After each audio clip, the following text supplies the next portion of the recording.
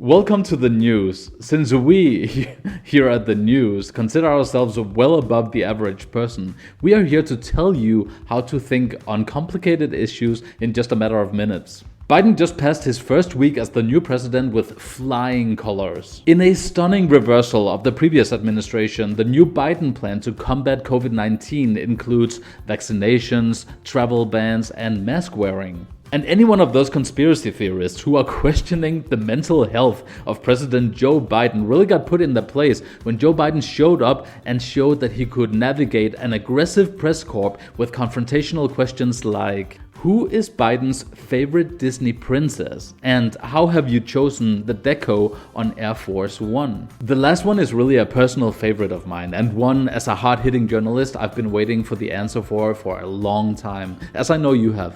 Biden also managed to pass in just one day no less than 24 executive orders. Truly a strong sign that now that the Orange Man is finally out of office, democracy has returned to the White House with a strong leader who can take decisive, glorious action. Conspiracy theorists have called Joe Biden an authoritarian for signing that many executive orders in just one day, but in reality, Trump was the true authoritarian. Trump might have only signed one executive action on day one in comparison to Joe Biden's glorious 24 executive actions, but the one that Trump signed was hateful.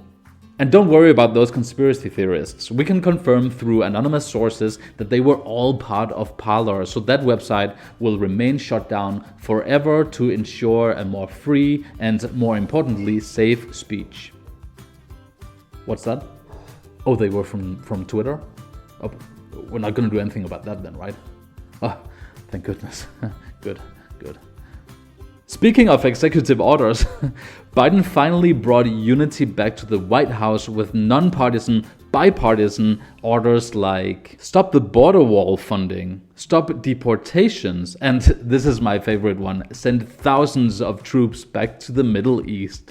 Watch out, Iran, we're about to help you out with a little something called democracy. In foreign news, Europe is seeing massive protests across multiple countries after the governments have decided to impose beautiful and very fair restrictions like curfews from going out from 6 in the evening until 6 in the morning.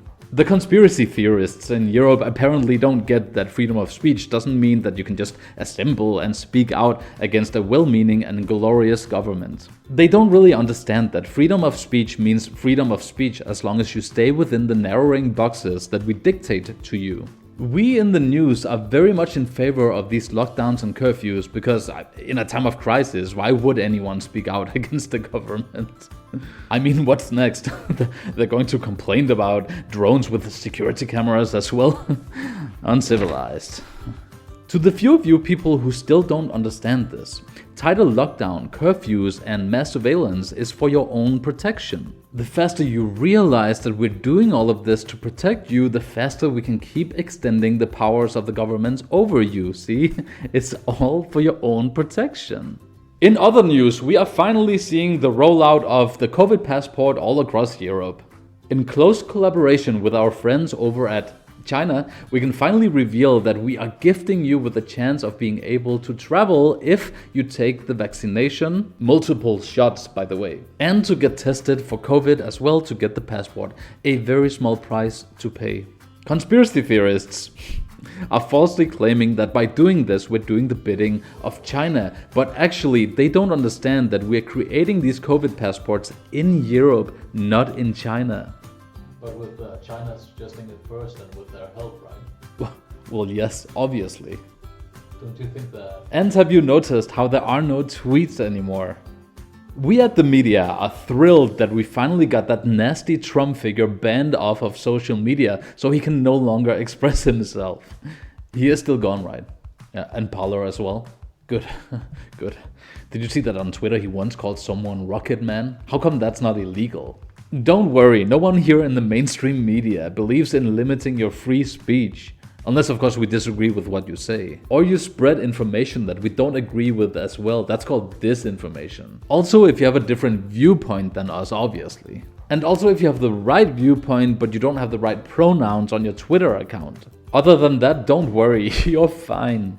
pending what we come up with in the future as well, of course. Thank you for tuning in. See you next week for your weekly objective news.